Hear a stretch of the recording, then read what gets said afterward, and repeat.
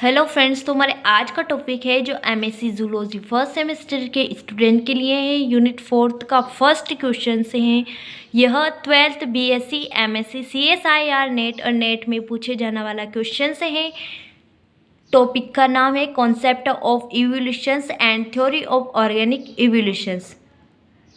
Theory of organic evolutions विकास की क्रियावादी के संबंध में विभिन्न वैज्ञानिकों द्वारा अनेक सिद्धांत प्रस्तुत किए गए, परंतु इस संबंध में स्पष्ट सिद्धांतों का सूत्रपात 19वीं सदी में हुआ था। विकास की क्रियावादी यानी मैकेनिज्म के संबंध में 3 थ्योरी प्रमुख हैं। फर्स्ट लेमार्कवाद, सेकेंड डार्विनवाद और थर्ड है उत्परिवर्तनवाद। Lamarckism, Darwinism, mutations theory. Organic evolutions में 3 थ्योरी हैं, लेमार्कवाद, डार्विनवाद और उत्परिवर्तनवाद। तो फर्स्ट थ्योरी का नाम है लेमार्कवाद थ्योरी। लेमार्कवाद को उपार्जित लक्षणों की वंशागति का सिद्धांत यानी theory of inheritance of acquired characters भी कहते हैं।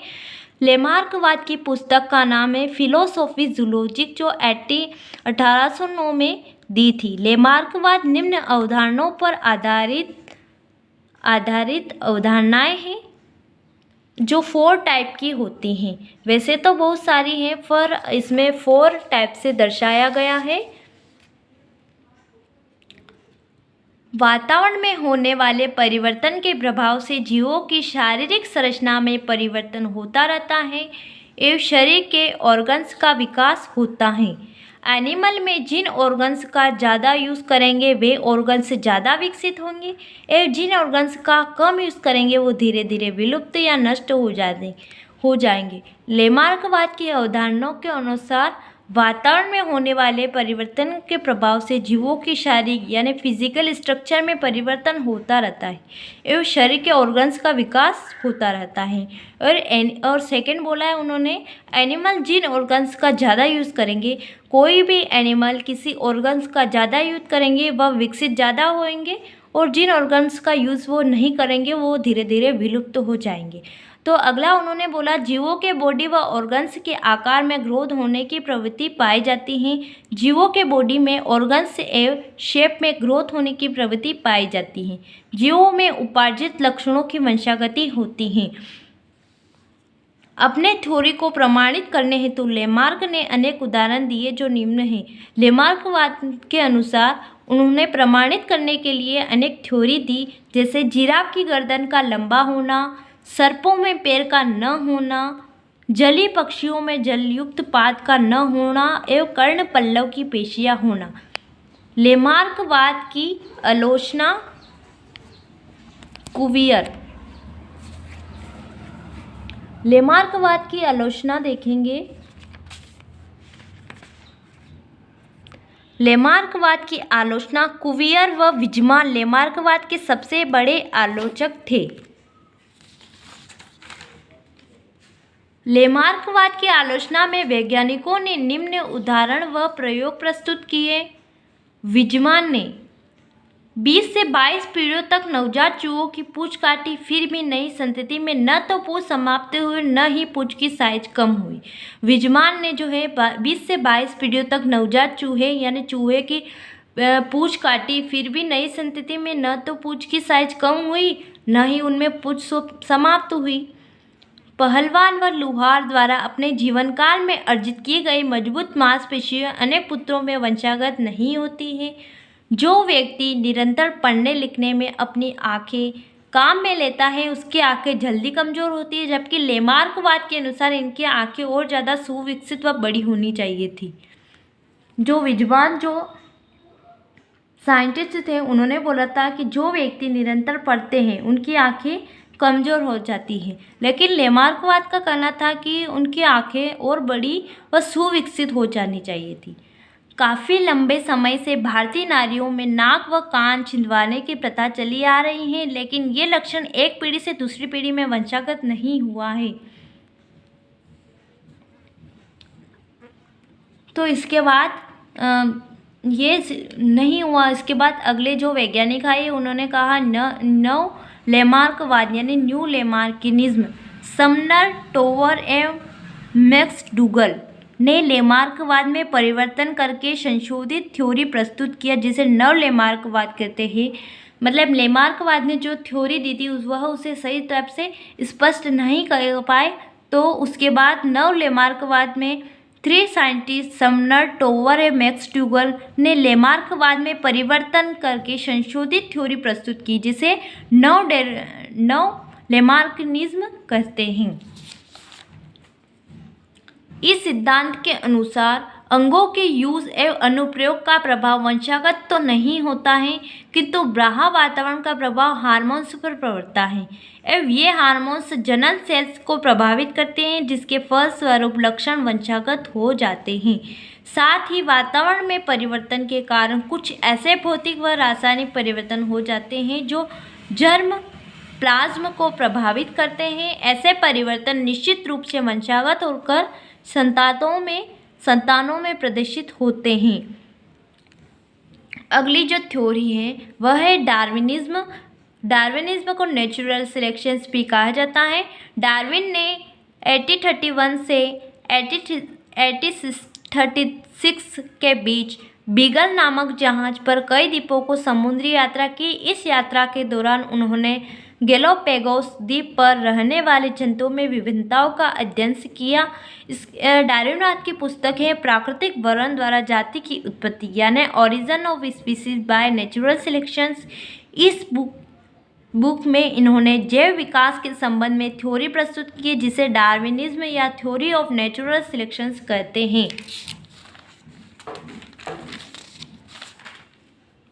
डार्विन ने अपनी थ्योरी में निम्न तथ्यों का उल्लेख किया। जीवों में अत्यधिक संतानोत्पत्ति की क्षमता। डार्विन ने उनकी थ्योरी में बताया कि जैसे फर्स्ट बताया उन्होंने कि जीवों में अत्यधिक संतान उत्पत्ति की क्षमता। डार्विन के अनुसार प्रत्येक जीवधारी में संतान उत्पन्न की प्रचुर क्षमता होती है। वह जीवधारियों में अपनी जनसंख्या अधिक से अधिक बढ़ाने की प्रवृत्ति होती है। डार्विन के अनुसार प्रत्येक जीवधारी में संतान उत्पन्न करने की मतलब क्षमता होती है। उनके अकॉर्डिंग संतान उत्पन्न कर सकते हैं। इसका एग्जाम्पल है, एक खरगोश का जोड़ा एक वर्ष में 24 बच्चे पैदा करता है। एक सोलमन मछली जो है जनन ऋतु में लगभग 2 करोड़ 80 लाख अंडे देती है। अगला है जीवन संघर्ष, स्ट्रगल ऑफ एक्सिस्टेंस। अभी आपने देखा कि जीवधारियों में अत्यधिक संतान उत्पन्न करने की प्रवृत्ति के कारण स्थान, भोजन व अन्य मूलभूत जरूरतों की आपूर्ति अधिक होने से इन्हीं आपसी संघर्ष व स्पर्धा हो जाती है। मतलब संतान ज़्यादा उत्पन्न होगी तो उसमें भोजन, स्थान आदि के लिए स्ट्रगल करना होगा। तो इसमें 3 संघर्ष का स्ट्रगल का सामना करना होगा। इंट्रा स्पेसिफिक स्ट्रगल यानी अंतरजातीय संघर्ष यानी इंटर स्पेसिफिक स्ट्रगल, वातावरणीय संघर्ष यानी इन्वायरमेंटल स्ट्रगल। विभिन्नताएं एवं अनुकूलन, वेरिएशंस एडेप्टेशंस। जीवों में लगातार संघर्ष के कारण विभिन्नताएं उत्पन्न होती हैं। ये विभिन्नताएं लाभदायक या हानिकारक हो सकती हैं। अतः डार्विन के अनुसार जो जीव इन विभिन्नताओं के अनुसार अनुकूल हो जाता है वो जीवित रह जाता है, बाकी सब नष्ट हो जाते हैं। अगला है सामर्थ्य की उत्तरजीविता, सर्वाइवल ऑफ द फिटेस्ट। जो जीव वातावरण व परिस्थितियों के अनुरूप अनुकूलित होते हैं वे जीव ही जीवित रह जाते हैं, एवं जो जीव कमज़ोर होते हैं वह नष्ट हो जाते हैं। सर्वाइवल द फिटेस्ट यानी जो व्यक्ति वातावरण के अनुसार खुद को ढाल लेता है वो तो जीवित रह जाता है, और जो वातावरण के अनुसार अपने आप को ढाल नहीं पाता है वो नष्ट हो जाते हैं। अगला है प्राकृतिक चयन यानी नेचुरल सिलेक्शंस। डार्विन के अनुसार प्रकृति में एक प्रकार से चयन की प्रक्रिया लगातार चलती रहती है, जिसमें जो प्राणी अयोग्य या कम योग्य होता है उसे प्रकृति निष्कासित कर देती है, एवं जो प्राणी योग्य व सक्षम होता है प्रकृति उसका चयन यानी सिलेक्शंस करती है। जो व्यक्ति कम योग्य होता है उसे प्रकृति जो है वह निष्कासित करती है, और जो योग्य होता है उसका प्रकृति सिलेक्शंस कर लेती है। अगला है जाति की उत्पत्ति, ओरिजिन ऑफ स्पीसीज। डार्विन के अनुसार प्रकृति यानी वातावरण की आवश्यकता के अनुसार जीवों में पीढ़ी दर पीढ़ी वातावरण वातावरण के अनुकूल लक्षणों की वृद्धि होती गई व लाखों वर्षों बाद इन जीवों में इतना परिवर्तन हो जाता है कि यह एक नई स्पीसीज बन जाती हैं। इसका एग्जाम्पल है छोटी व बड़ी गर्दन वाले जीरा। शेर, तेंदुआ व चीता प्रारंभ काल में एक ही जाति के सदस्य थे, परंतु वातावरण में अनुकूलता के कारण यानी इन्वायरमेंट में एडेप्टेशंस के कारण इन्हें विभिन्नता आ गई और ये नई स्पीसीज बन गई। डार्विनवाद की आलोचना, क्रिटिनिज्म और डार्विनिज्म। डार्विन का सिद्धांत जैव विकास की प्रक्रियाओं को समझने के लिए तार्किक व सुप्रमाणित था, परंतु फिर भी कुछ ऐसे प्रश्न थे जिनका समाधान इस थ्योरी द्वारा नहीं किया जा सकता। अतः रिचर्ड ओवन एवं एडम सेडविक जैसे वैज्ञानिकों ने डार्विन की आलोचना की व निम्न तर्क प्रस्तुत किए। मतलब इन्होंने भी डार्विन का विरोध किया और ये जो 3 साइंटिस्ट हैं उन्होंने आलोचना की व निम्न तर्क प्रस्तुत किए। इनके अकॉर्डिंग इन्होंने और बात रखी। जंतुओं में कई ऐसे लक्षण पाए जाते हैं जिनकी कोई अनुकूल आवश्यकता नहीं होती है, फिर भी ये लक्षण कैसे विकसित है, वंशागत हो गए। डार्विन ने विभिन्नताओं की उत्पत्ति व कारणों की अच्छे से व्याख्या नहीं की। डार्विन का सिद्धांत अवशेषी अंगों की उत्पत्ति व अंगों के अधिक यूज व कम यूज के महत्व को समझने में भी असमर्थ रहे। डार्विन के समय आनुवांशिक का ज्ञान नहीं था, मतलब डार्विन के समय जेनेटिक का ज्ञान नहीं था, इसलिए वे एक पीढ़ी से दूसरी पीढ़ी में संचरित होने वाली व न होने वाली विभिन्नताओं में भेद न कर सकते। मतलब डार्विन जब थे उन्होंने जेनेटिक का ज्ञान नहीं था, इसलिए वह पीढ़ी दर पीढ़ी में विभिन्नताओं का भेद न कर सके। डार्विन के अनुसार सभी विभिन्नताएं वंशागत होती हैं, लेकिन वे ही लक्षण वंशागत होते हैं जो जनन सेल्स के गुणसूत्रों पर उपस्थित जीन से संबंधित होते हैं। डार्विन का सिद्धांत कनेक्टिव लिंक की उपस्थिति की व्याख्या नहीं कर सकता है। तो अगला जो साइंटिस्ट है अगली थ्योरी है उत्परिवर्तन। ह्यूगो डी ब्रिज का सिद्धांत, theory of mutation, Hugo de bridge theory.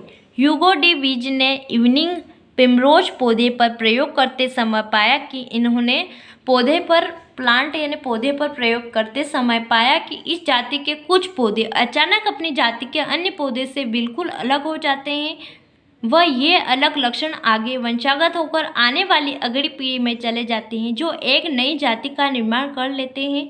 अतः इस तरह अचानक होने वाले बदलाव को उत्परिवर्तन कहते हैं। मतलब इन्होंने जो प्लांट थे वो पहले अलग थे पर धीरे धीरे उनके प्लांट में डिफरेंस आने लगा, तो म्यूटेशंस थ्योरी उसे कहते हैं जिसमें अचानक बदलाव उत्पन्न होते हैं, उसे उत्परिवर्तन यानी म्यूटेशंस कहते हैं।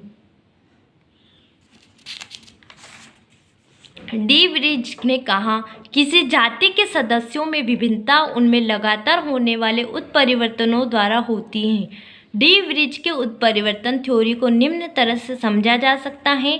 तो इसमें फर्स्ट पॉइंट है, किसी जीव जातियों के सदस्यों के लक्षणों में अचानक होने वाले बड़े परिवर्तनों को म्यूटेशंस कहेंगे। जाति का वो सदस्य जिसमें उत्परिवर्तन यानी म्यूटेशंस के लक्षण दिखाई देते हैं उसे म्यूटेंट कहेंगे। उत्परिवर्तन वंशागत होते हैं जो एक नई जाति का विकास करते हैं। उत्परिवर्तन हानिकारक व लाभदायक भी हो सकते हैं। ये म्यूटेशन जो है वह हानिकारक भी होते हैं और लाभदायक भी होते हैं। उत्परिवर्तन म्यूटेशंस व प्राकृतिक वर्ण का प्रभाव भी पड़ता है, जैसे कि हानिकारक उत्परिवर्तन वाले जीव नष्ट हो जाते हैं व लाभदायक उत्परिवर्तन वाले जीव प्रकृति द्वारा चयन कर लिए जाते हैं। नई जातियों का विकास धीरे धीरे होने वाले उत्परिवर्तन से नहीं बल्कि जल्दी होने वाले उत्परिवर्तन द्वारा होता है। उत्परिवर्तन सिद्धांत की आलोचना यानी क्रिटिसिज्म ऑफ म्यूटेशंस थ्योरी।